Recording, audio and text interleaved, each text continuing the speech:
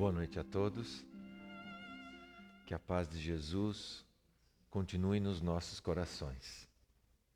Nós vamos prosseguir com a nossa conversa fraterna,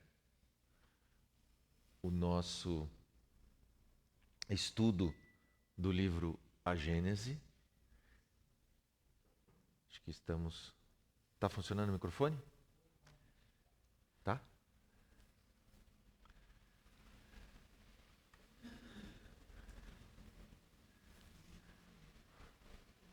Então, estamos no capítulo 2, vamos começar hoje o capítulo 2 do livro A Gênese, Allan Kardec.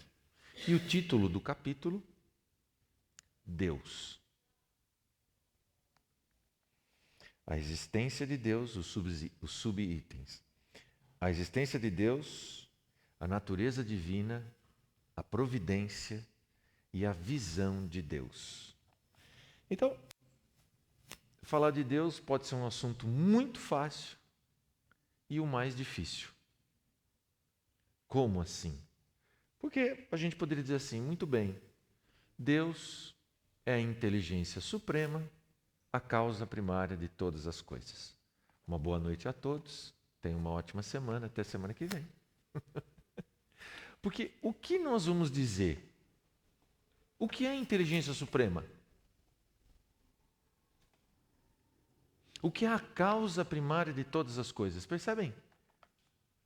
Nós precisamos ter a humildade de entendermos que nós não conseguimos alcançar a compreensão de Deus. Aliás, trechinho daqui a pouquinho que nós vamos ler, mas está lá no Livro dos Espíritos também. O Espírito de Verdade diz a Kardec, quando tratando desse tema, um sentido ainda vos falta. Um sentido. Ou seja, nós não temos condições, no nosso grau evolutivo, de compreendermos Deus. O meu querido irmão Sérgio, ele preparou um material e nós estamos conversando para afinar isso daí. Quando chegarmos no capítulo sobre a formação dos mundos, a formação do universo, então o Sérgio preparou um material maravilhoso para a gente, um audiovisual fantástico. E quando a gente vê aquilo que a ciência experimental, a física, a astrofísica, a astronomia, o que eles já descobriram do universo, o tamanho e a complexidade da coisa, a gente olha para aquilo e fala, meu Deus, a gente sabe um cisquinho. Como Deus é fantástico. Porque é como já conversamos, pela obra reconhecemos o autor.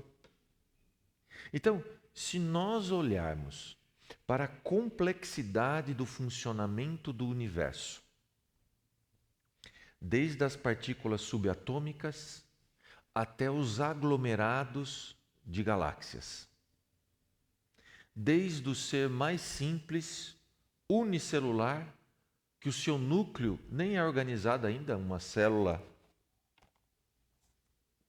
primitiva, procarionte, como eles chamam, até o ser que nós conhecemos aqui mais complexo e desenvolvido, que é o ser humano.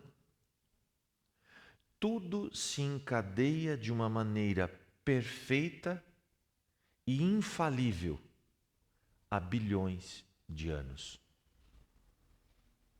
Como nós já dissemos aqui, é justamente porque o universo funciona de uma forma perfeita é que os cientistas podem fazer previsões. É que os cientistas podem fazer o que fazem, como, por exemplo, manter uma estação espacial, mandar o homem para a Lua, mandar a sonda para Marte, para Júpiter, mandar a sonda para fora do sistema solar. Por quê? Porque a partir do momento que você compreende quais são as leis que regem esses fenômenos, você interage com essas leis. Ora, qualquer pessoa que tenha um mínimo de lucidez e seja honesta, vai entender que tem que ter uma inteligência por trás de tudo isso. Negar a existência de Deus é uma infantilidade, atribuindo a construção desse universo perfeito, regido por leis perfeitas e infalíveis, ao acaso, como se o acaso existisse, como nós já conversamos aqui no primeiro capítulo. Então, esse segundo capítulo nos coloca agora diretamente dentro do livro dos Espíritos. O primeiro capítulo estaria relacionado à introdução do livro dos Espíritos, que nós sabemos que, na verdade, não é uma introdução ao livro dos Espíritos, mas uma introdução à doutrina espírita. Então, o primeiro capítulo está mais lá, onde Kardec está explicando o método de construção da doutrina espírita. Nesse capítulo 2, Deus, nós entramos lá na primeira parte do livro dos Espíritos. Aliás, a primeira questão que Kardec faz: o que é Deus? Resposta: inteligência suprema, causa primária de todas as coisas. Ora, como nós vamos entender isso então?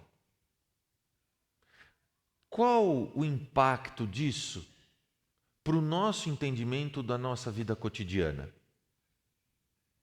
Então,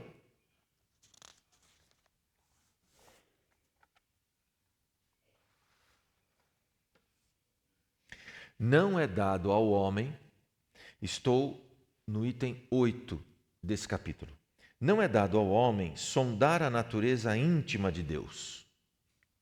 Para compreender Deus, ainda nos falta o sentido que não se adquire senão pela completa depuração do espírito.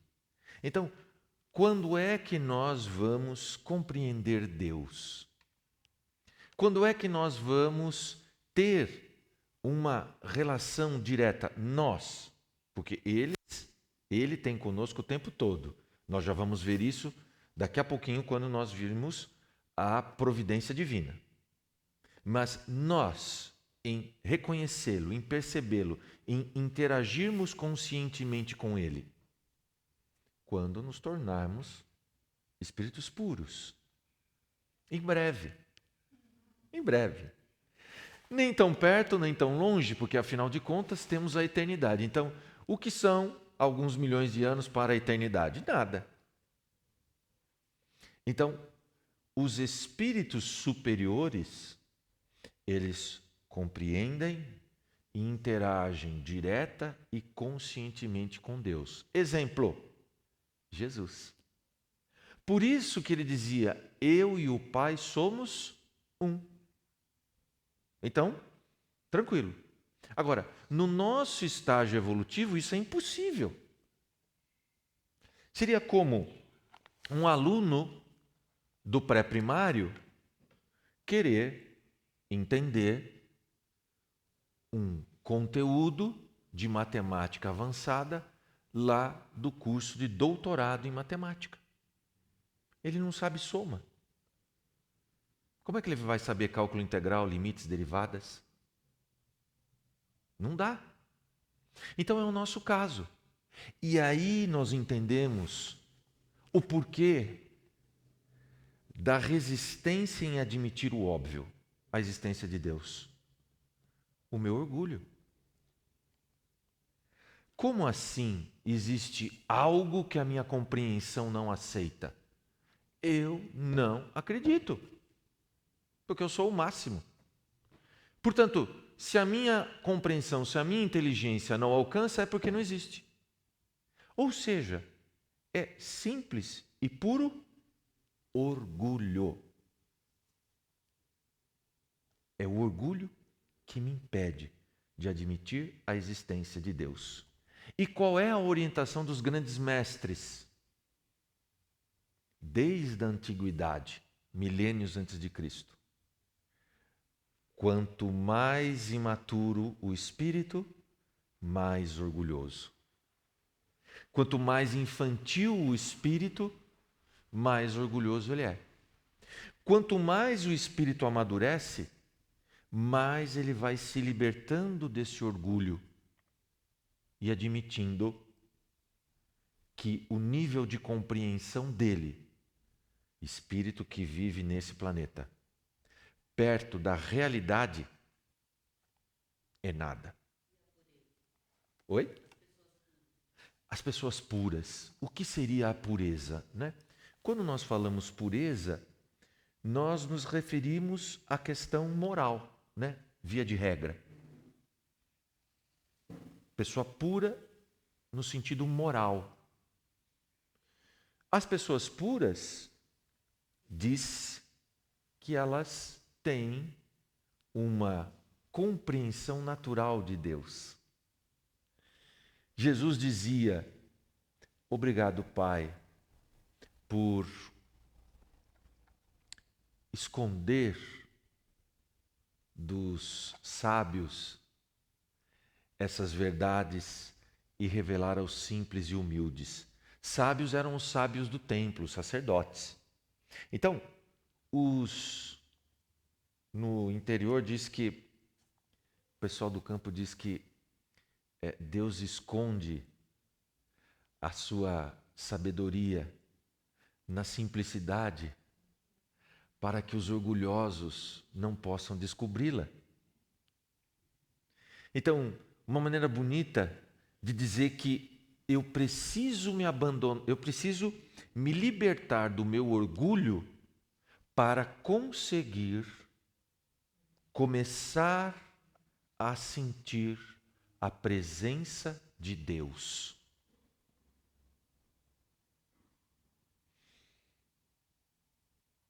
Nós, então, não podemos compreender esse Deus na sua inteireza, mas nós podemos ter alguns vislumbres.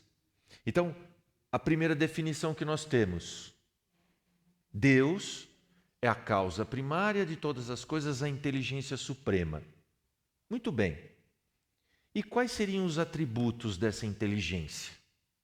Então, Kardec vai retomar aqui aquilo que o Espírito de Verdade respondeu para ele lá no Livro dos Espíritos. Deus é a suprema e soberana inteligência.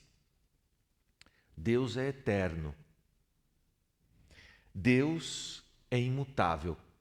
Interessante aqui, o eterno. E aí a gente entra numa coisa que dá nó na nossa cabeça. É a gente não sabendo soma e subtração, querer entender cálculo avançado. Cálculo 3 lá da engenharia ou da matemática, né? Impossível. Porque, olha só, Deus é eterno. Nós não somos eternos, apesar que na linguagem, né, cotidiana a gente fala, o Espírito é eterno. Não.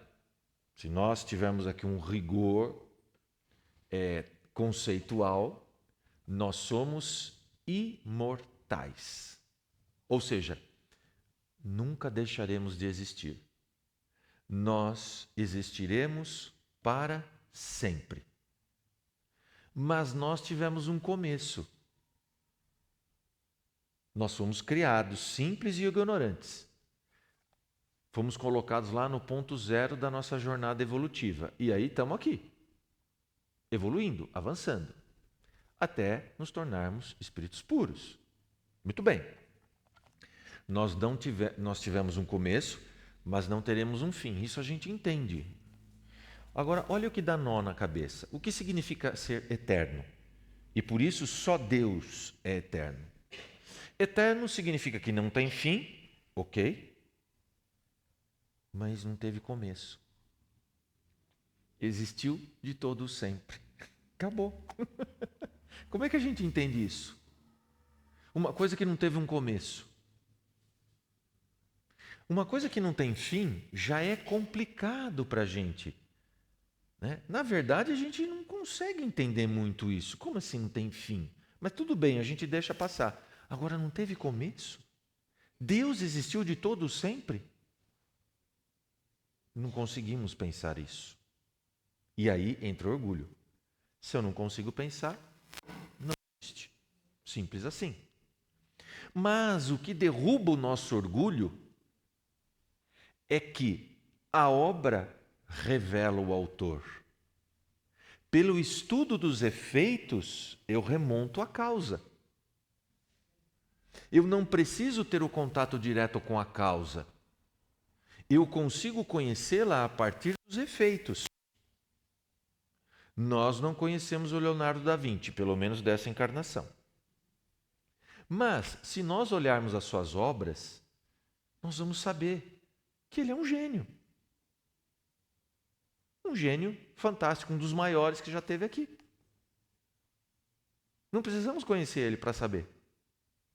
Por quê? Porque conhecemos o efeito da sua genialidade, a sua obra. Da mesma forma, a Deus.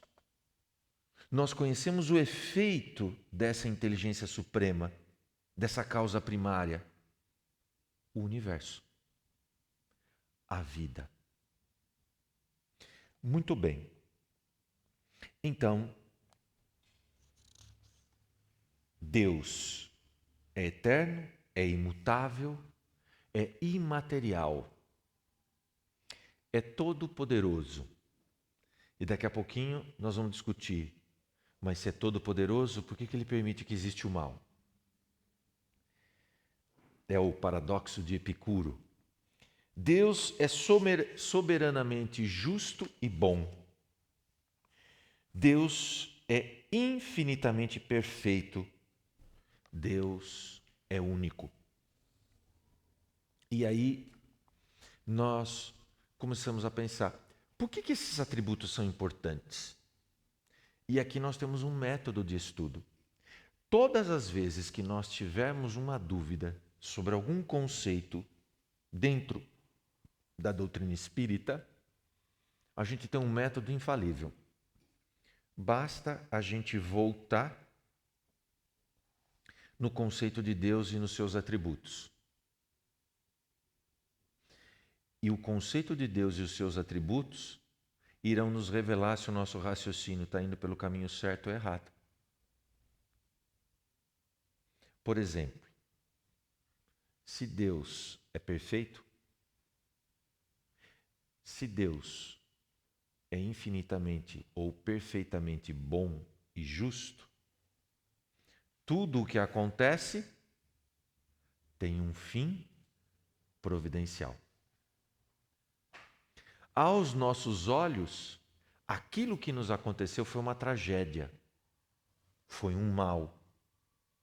Mas lá na frente nós vamos descobrir que aquilo foi uma bênção. Ou, como dizem os nossos queridos irmãos evangélicos, um livramento.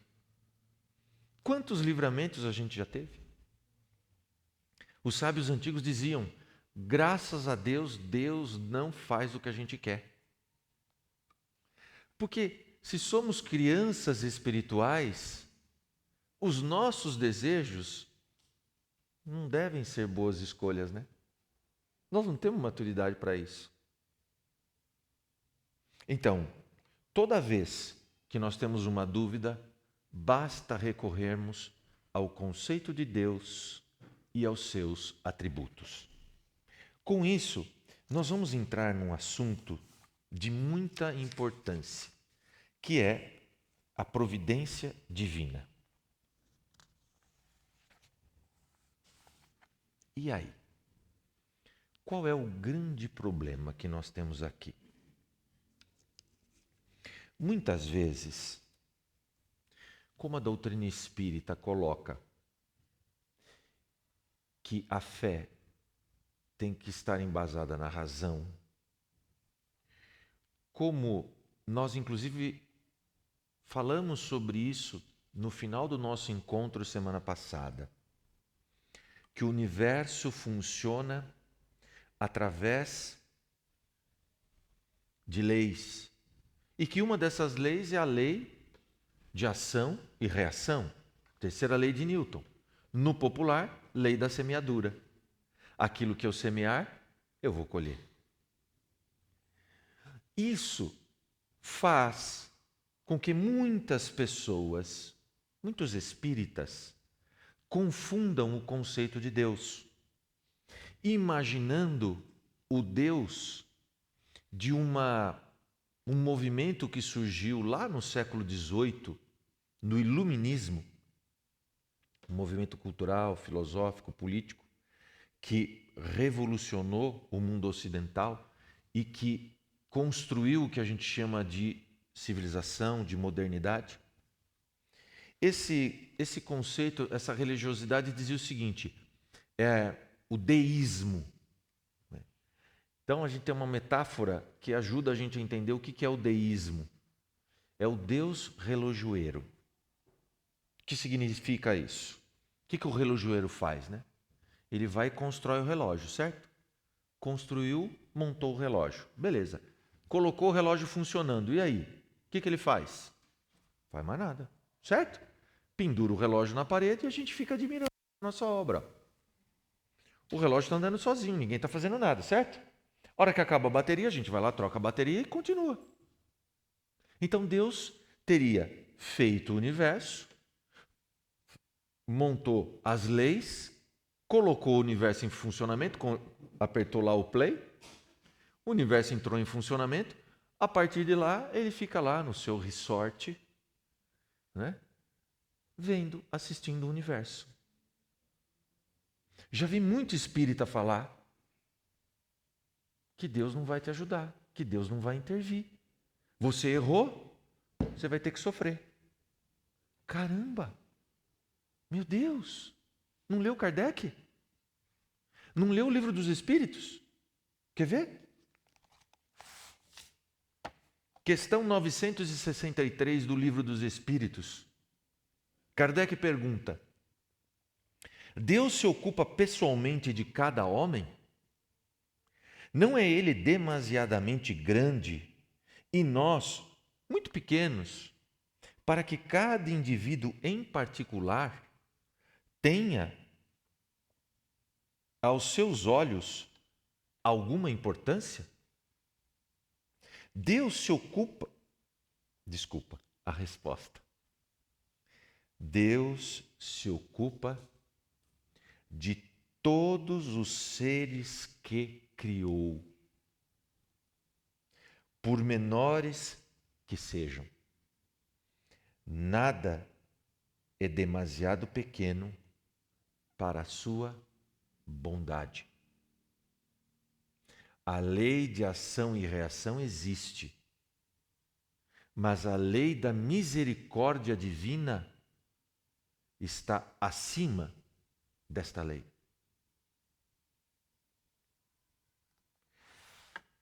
Senão, nós estaríamos aqui? Com os erros que nós imaginamos do passado, nós estaríamos aqui? Se fosse um jogo simples, de toma lá da cá, a quantidade de erros que nós já devemos ter cometido, nós teríamos a condição que temos? Não.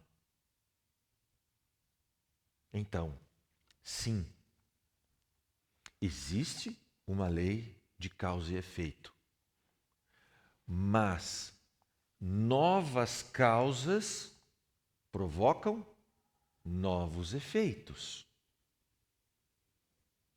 Eu jogo a bola na parede. Se eu ficar parado, ela volta na minha cara.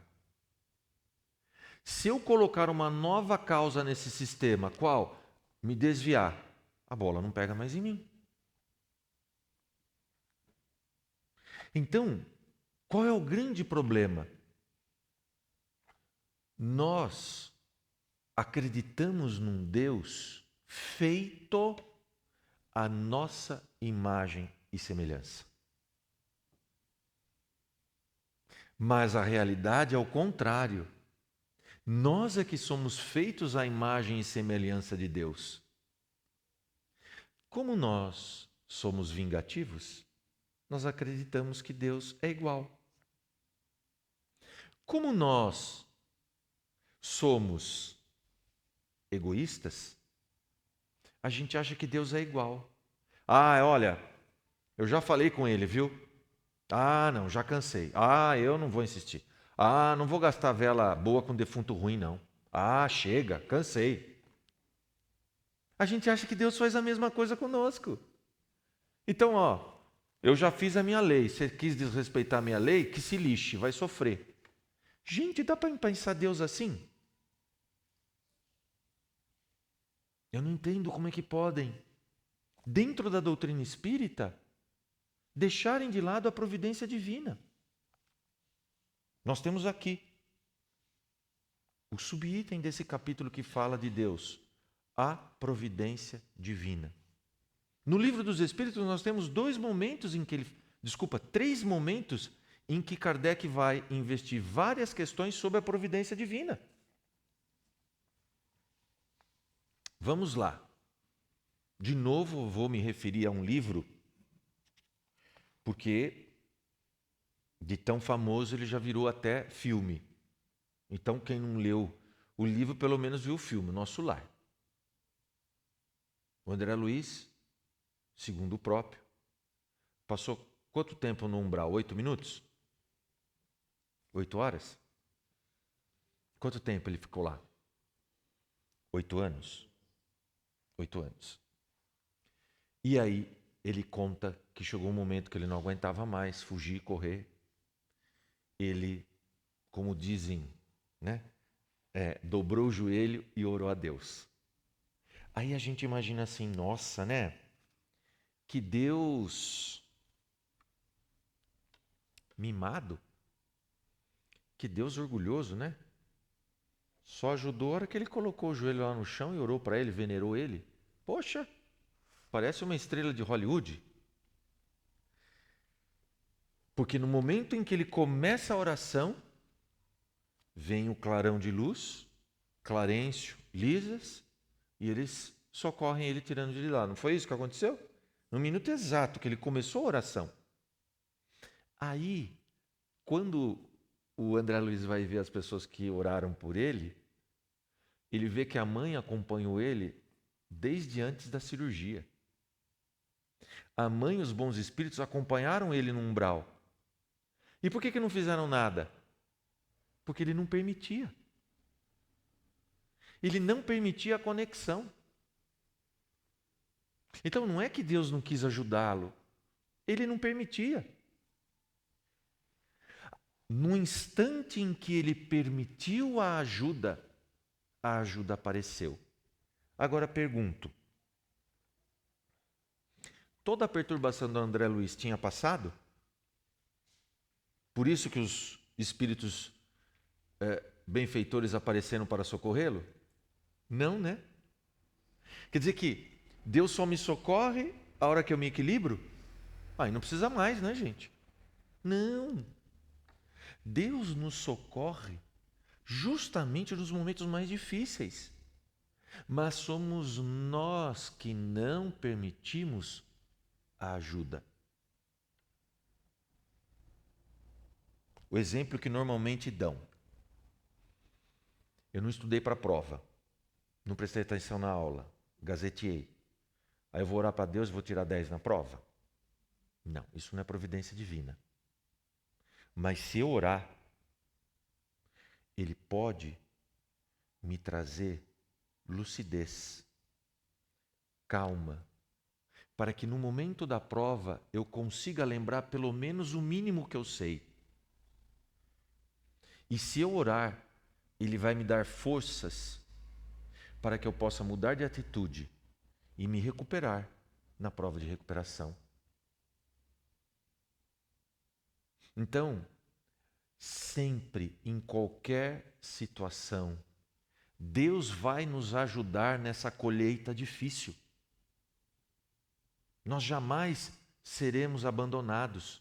Então Deus não é o Deus do deísmo. Deus não é o Deus relojoeiro. Colocou o universo em funcionamento e agora vocês que se lasquem. Errou, vai pagar.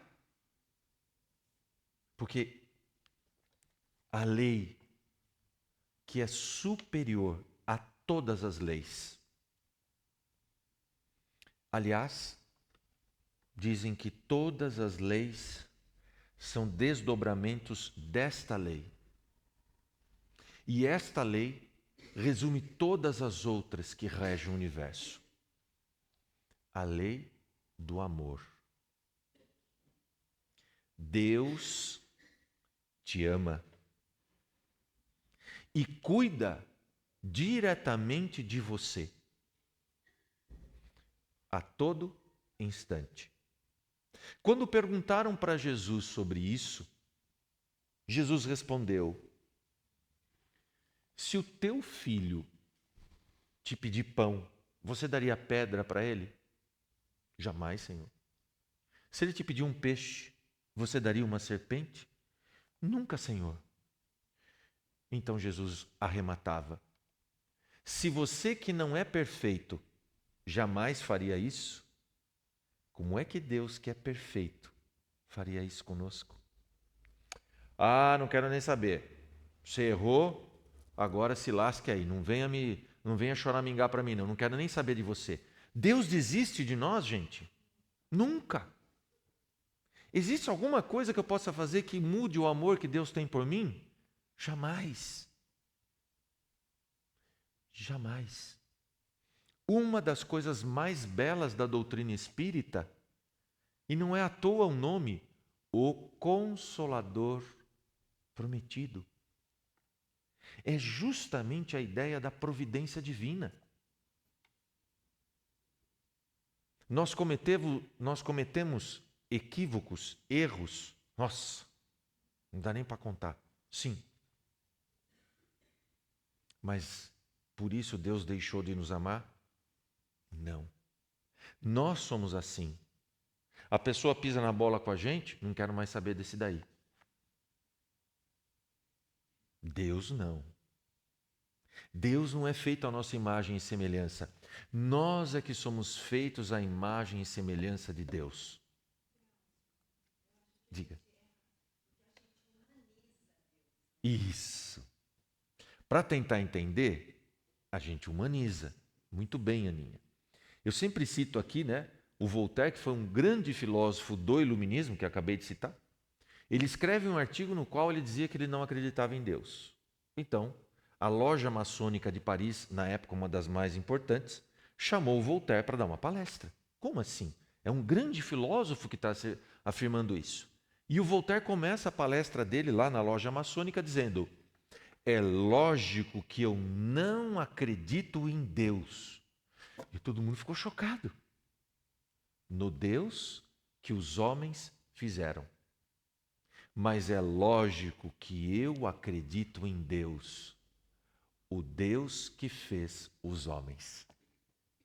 Porque nós criamos o Deus à nossa imagem e semelhança para que nós pudéssemos dominar, usando o nome de Deus, os nossos irmãos. Para que nós pudéssemos dominá-los e explorá-los. E sempre foi assim. Desde a pré-história se tem registros de como os feiticeiros comandavam o seu povo. Os reis antigos, desde lá do Egito Antigo, da Mesopotâmia, nós sabemos o quanto os sacerdotes eram a eminência parda, como se diz, é aquele que comandava, como o cardeal Richelieu, que comandava os reis da França, era ele que mandava. Mas quem que aparecia que mandava? O rei. Então, sempre colocaram para nós esse Deus, para que nós tivéssemos medo de Deus. Ah, mas na Bíblia está escrito que nós temos que ter temor de Deus. Sim, mas o que é temor, naquele contexto, na palavra em hebraico para a qual foi traduzida para o grego e depois para o latim. E no caso brasileiro, para o holandês e do holandês para o português. Que a tradução do João Ferreira, que é a primeira, vem do holandês. Então, vamos imaginar o rolo. Começou em hebraico, passou para grego, passou para latim, passou para holandês, passou para português. Quem conta um conto, aumenta um ponto. Então a gente imagina o que aconteceu. Sem contar os interesses políticos. Por exemplo, circula nos bastidores da historiografia, não estou falando da doutrina espírita, eu estou falando da historiografia, da qual um grande número, inclusive, é ateu.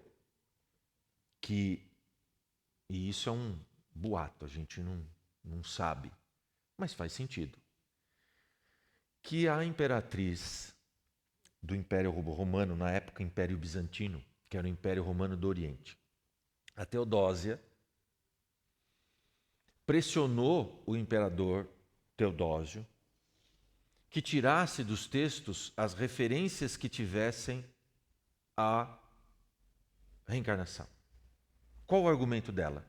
Se a reencarnação existir, o nosso posto de imperador não vale nada. Se a reencarnação existir, nós somos igual a todo mundo. O que adianta a gente ser imperador? Porque nessa eu estou imperador. Na próxima vida eu venho como escrava. Ou na minha vida anterior eu vim como escrava. E hoje aquele que é meu escravo pode ser o meu imperador. Então nós não podemos permitir isso. E naquela época, quem é que convocava? Olha que fantástico. Quem é que convocava os concílios? Ou seja, a reunião com as autoridades da religião dominante? Era o imperador de Roma. Por quê? Porque o cristianismo ali foi completamente desvirtuado quando se fez a aliança com o Império Romano. Toda aliança exige-se concessões. E as concessões foram feitas, sacrificando o Evangelho do Cristo. Daí então, a ideia do Deus que pune, do Deus que abandona porque castiga. E aí aquela ferramenta que a gente escutava da mãezinha querida. Olha, Deus castiga, hein? E a gente cresce com isso. É o homem do saco, é o bicho-papão. São os recursos pedagógicos maravilhosos que a gente usa para controlar os sapecas, né? Então, nós precisamos entender que a doutrina espírita vem nos libertar de tudo isso. Como diz o meu querido amigo, irmão e professor Aquiles, dos igrejismos, não é? Nos libertar desse Deus, chefe de tribo. E vem recuperar a ideia que Jesus nos trouxe. Deus é amor, nas palavras do apóstolo João. Deus é o Pai amoroso que nos conduz com as suas mãos sábias e compassivas ao caminho da iluminação. Mesmo que nós sejamos teimosos, indomáveis, indóceis, Deus está do nosso lado. E ainda nos envia o Mestre Jesus. Ainda nos envia os nossos benfeitores espirituais e destina um espírito de uma ordem superior para ser o nosso anjo guardião, o nosso protetor. Veja, o seu anjo da guarda é um espírito de uma ordem superior. São 3 as ordens: espíritos imperfeitos, espíritos bons, espíritos puros. Nós estamos na terceira ordem, espíritos imperfeitos. Então, o nosso anjo da guarda, ele não é um pouquinho melhor que a gente. Ele é muito melhor que a gente. Porque se ele não fosse muito superior, ele não teria condições de ser o nosso tutor. E normalmente ele não nos acompanha apenas nesta vida, mas depois dela também. Até a gente pegar no breu, como dizia o caipira. Então, veja o quanto esse Deus é providente. O quanto ele nos trata com amor e com carinho. E aí aqui é muito interessante. O Kardec coloca uma hipótese de como Deus faria isso. Mas ele já avisa, e exatamente dentro disso que a Aninha comentou. Ele diz assim, ao apresentar essa hipótese: longe de nós o pensamento de materializar a divindade.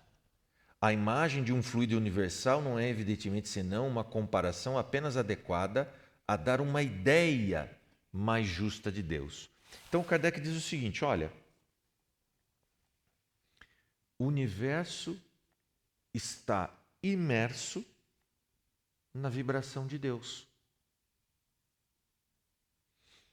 Nós sabemos que quanto mais o espírito é evoluído, mais ele consegue irradiar o seu pensamento, irradiar a sua luz.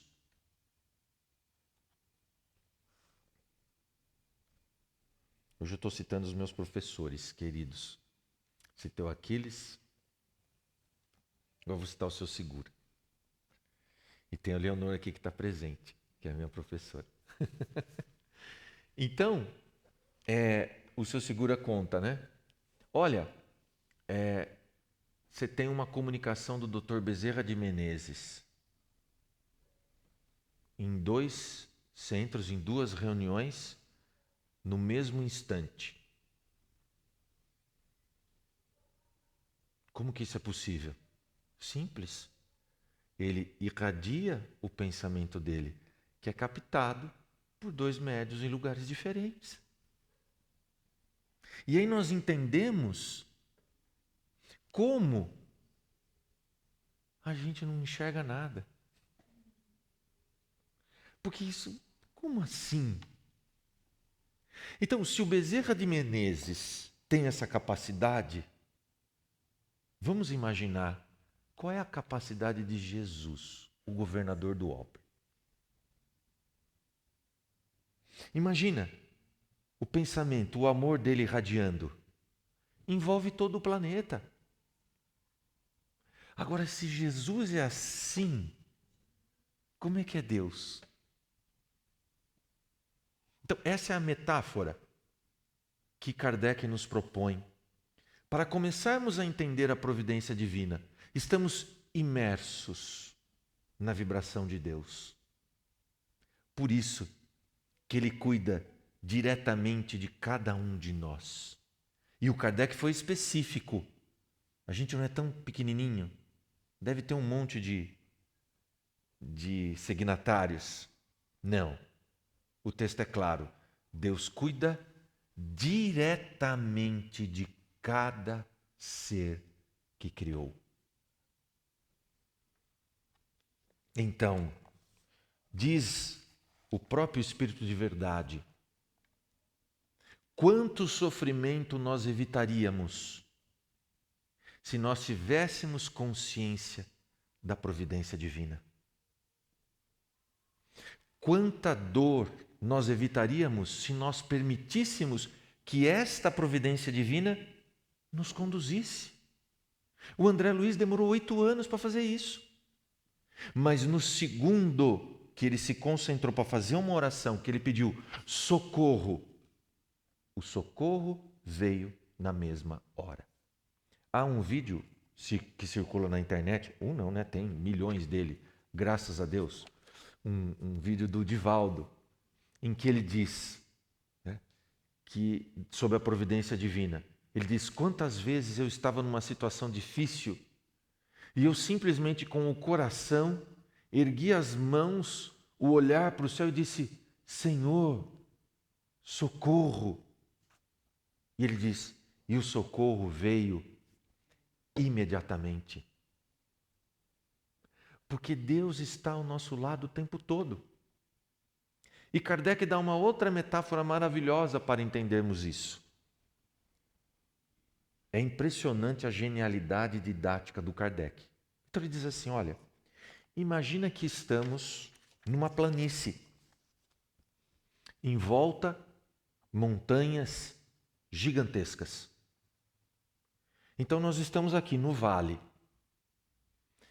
Cai então uma neblina profunda e densa que encobre todo o vale e as montanhas. De tal maneira que a gente olha para cima e não enxerga nada. Então a gente começa a subir a montanha lentamente. Conforme nós vamos subindo essa montanha, essa névoa vai ficando menos densa, porque pela gravidade, quanto mais baixo, mais densa ela vai estar.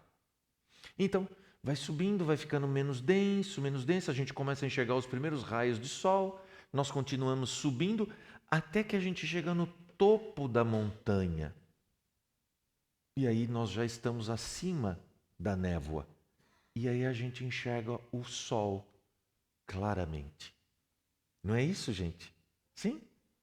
Então o Kardec diz, é exatamente isso. A nossa jornada evolutiva, nós estamos subindo essa montanha.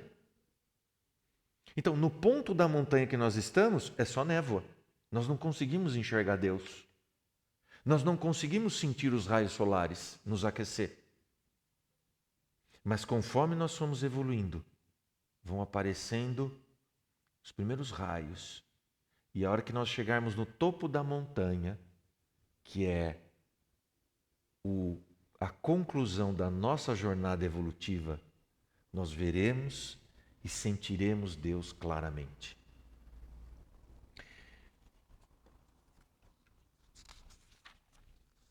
A visão de Deus. Então, muitos dizem,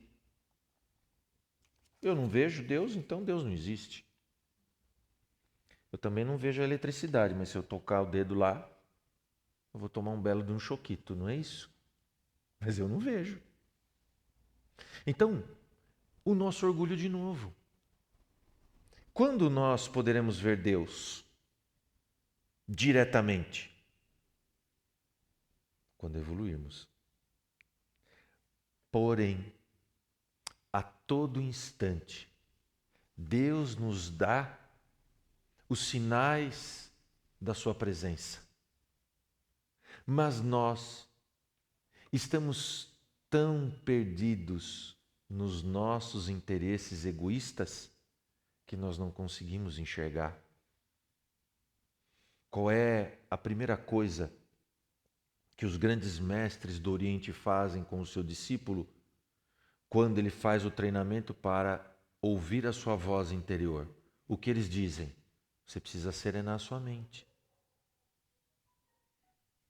Então, imaginemos um lago com as águas agitadas. A gente não enxerga nada. Mas é a hora que o vento para e a água se torna um espelho. O que acontece? A gente enxerga o fundo do lago. Então, eu preciso que a minha mente se asserene, que as águas da minha mente se asserenem, para que eu possa ouvir esta voz interior, esta voz da providência divina falando comigo. E aí, nós vamos perceber que o tempo todo nós estávamos amparados por Deus, mas nós não percebemos. Porque Deus se manifesta a nosso favor através do idioma das circunstâncias, como diz Emmanuel. Então, nós lembramos daquela história de um rico fazendeiro da época do Brasil colônia, que era ateu. E ele sai então em cima do seu cavalo, da casa grande, da sua fazenda, para ir até a cidade. Fazer negócios, cuidar dos seus negócios. E quando ele está indo na estrada, ele vê uma casinha muito simples e uma garotinha ajoelhada em posição de oração. Ele para o cavalo, com um olhar de superioridade, e pergunta: o que você está fazendo aí, menina? Eu estou orando a Deus. Por quê? Porque a minha mãe está doente e eu preciso comprar remédio para ela. Mas nós não temos dinheiro nem para comer. Quanto mais para comprar remédio. Eu estou pedindo a Deus que Ele nos ampare, que Ele nos ajude. E o homem fala assim: para de besteira, menina. Deus não existe. Coloca a mão no bolso, tira uma boa quantia e joga para a menina de cima do cavalo. Compre o remédio e compre a comida para sua mãe que vocês precisam. E toca o cavalo. Aí, logo depois vem uma curva. Ele termina a curva e fala: opa, e se essa menina estiver me enganando? Será que ela me deu o golpe? Não tem dúvida. Meia volta, volta. Galopando. A hora que ele chega lá, a menininha, no mesmo lugar, orando. Eu falo: menina, o que você está fazendo aí? Eu não te dei o dinheiro para você comprar o remédio e a comida para sua mãe? Para vocês? Ela falou: sim, eu estou indo.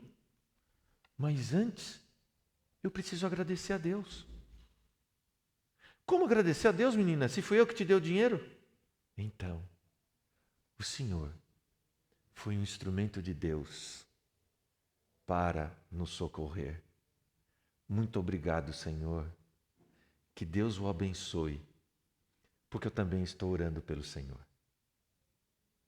Então, a ajuda de Deus, o socorro, a providência divina vem de todos os caminhos, de todas as formas, de tal maneira que nós não conseguimos perceber, porque não estamos conscientes. É aquele pensamento que nos faz parar para pensar alguma coisa e a gente atrasa 10 segundos e esses 10 segundos foram suficientes para escaparmos daquele acidente. É aquela ideia que nós íamos fazer alguma coisa e vem aquilo, não. A gente não sabe de onde. A gente acaba ali empacando, não toma decisão e depois a gente vê que era uma grande roubada. Outras vezes a gente olha para a situação e fala: não vou dar conta, imagina, o que é isso? Mas vem aquela coisa e diz: vai. A gente acaba indo e a gente vê que foi uma coisa fantástica que aconteceu. Então, qual é o convite que Jesus nos faz essa noite através deste texto da Gênese? Porque não podemos esquecer que quem comanda, em nome de Deus, a revelação espírita é o Espírito de verdade. Todos esses textos foram supervisionados por ele, entre outras, através da intuição de Kardec. Então, Jesus nos convida a pensarmos o quanto temos levado em conta a providência divina nas nossas vidas. O quanto nós temos parado para observar a ação de Deus na nossa vida. O quanto nós temos de tempo para Deus na nossa agenda. Porque normalmente nós temos tempo para tudo. Nós temos energia para tudo. Mas quando é para dedicarmos esse tempo na nossa agenda, ou essa energia, estou cansado. Vou dormir, vou fazer uma oração. Com Deus eu me deito.